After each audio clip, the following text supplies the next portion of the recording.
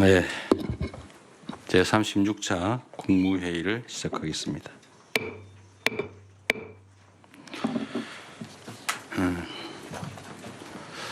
휴가를 잠시 갔다 왔더니 꽤 오랫동안 못 뵀던 것 같습니다. 별로 그렇게 안 반갑죠? 네, 제가 휴가 동안에 이런저런 뉴스도 보고 하다 보니까 참 안타까운 일이 계속 벌어지는 게 참 그랬습니다. 우리 대한민국에는 죽음이 너무 많습니다. 전 세계적으로 자살률이 가장 높다고 합니다. 뭐 여러 가지 이유가 있는 건 다 아실 것 같습니다. 교통사고 사망도 많이 줄긴 했는데 여전히 많은 편이고, 각종 재해 사고사도 상당히 많은 편에 속하는 것 같고요. 물론 대형 참사는 뭐 말할 것도 없습니다만,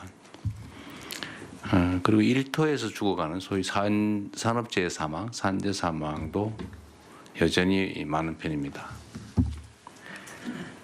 제가 계속 강조하고 있는데 사람 목숨만큼 중요한 게 어디 있겠습니까? 다 먹고 살자고 하는 일인데, 이 사는 문제에 위협을 받으면 안 되겠죠.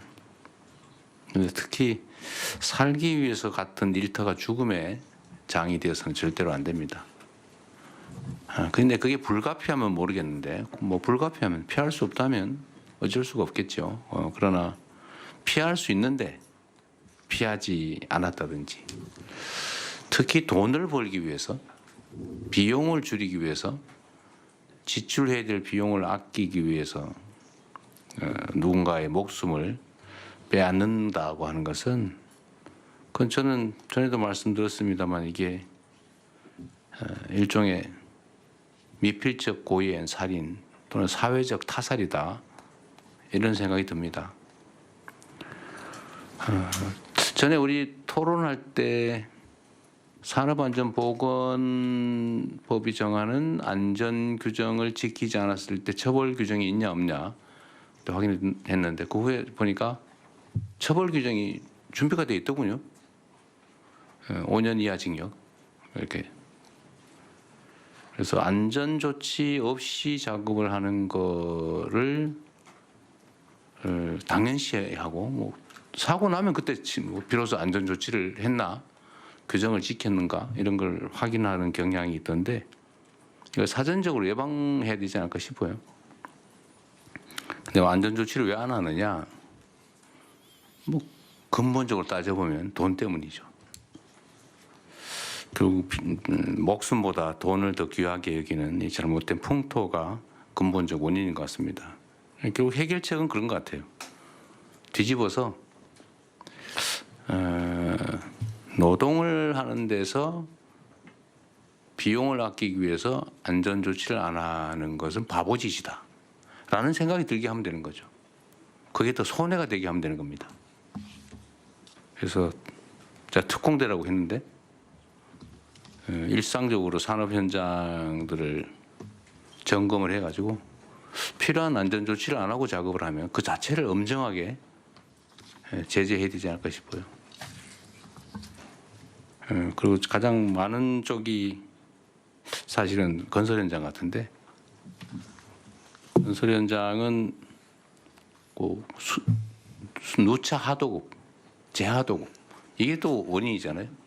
자꾸 하도급이 반복되면서 자꾸 실제 공사비가 줄어들다 보니까 나중에는 전체 원 공사비의 절반 가까운 수준으로 떨어진다고 합니다. 그냥 안전조치를 할 수가 없죠. 어쨌든 하루에도 몇 명씩 이렇게 죽어가는, 이걸 제가 이렇게 몇 차례 얘기한다고 쉽게 바뀔 거라고 생각하지 않습니다. 워낙 구조적인 문제고, 뭐 건국일에 계속되어 왔던 일이니까. 그렇다고 해서 지금 계속 방치할 수는 없는 일이고, 어쨌든 우리가 이렇게 조금씩 노력하면 조금씩은 바뀔 건데, 어쨌든 이번에 반드시 이런 후진적인 산재공화국 반드시 뜯어 고치도록 해야 되겠습니다. 이때까지 그 논란되던 것 중에 위험의 외주화, 위험한 작업은 하청을 두거나 외주를 준다. 이것도 지금 논란을 하다가 지금 어떻게 되는지 모르겠는데 이것도 결코 바람직하지 않은 일이죠. 책임은 안 지고 이익은 보겠다. 고 하는 거 옳지 않죠.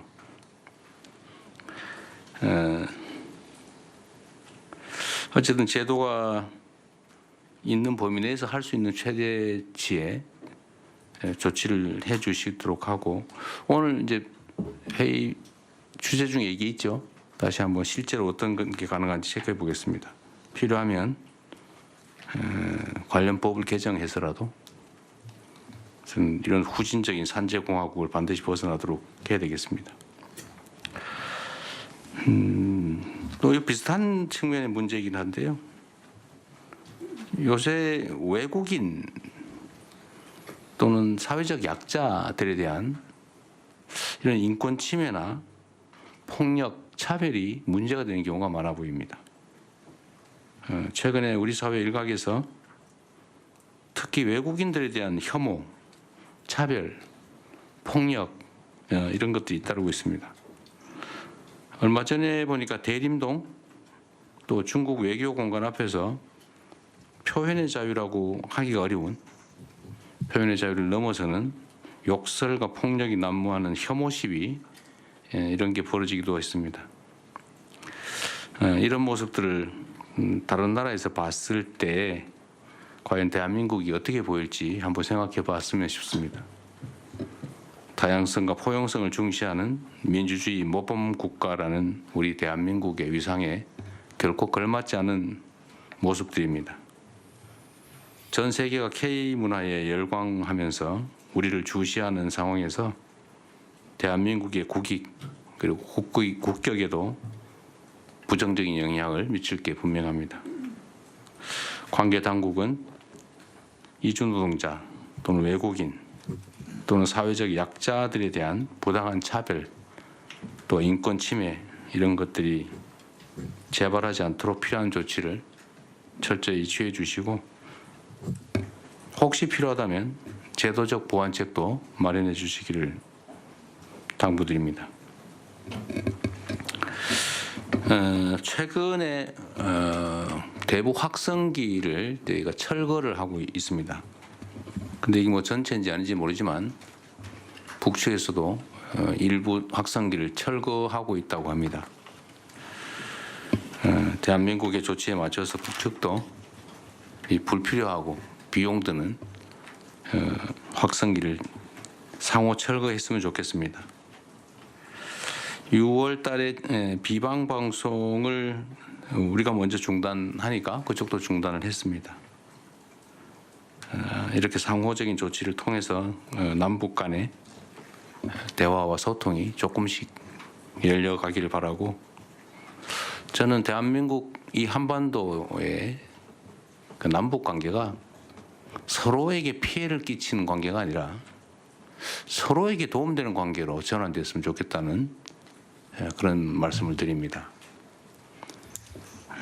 이렇게 분단이 돼서 군사적 대결을 하느라고 엄청난 비용을 지불하는 것도 사실은 서로에게 힘든 일인데 굳이 또 서로에게 고통을 가하고 서로에게 피해를 입히고 이렇게까지 할 필요가 있겠냐라는 생각이 듭니다. 가급적이면 대화도 소통도 다시 시작해서 서로에게 도움이 되는 그런 관계로 또 평화와 안정이 뒷받침되는 한반도를 통해서 각자의 경제적 환경도 개선했으면 좋겠다는 말씀을 드립니다.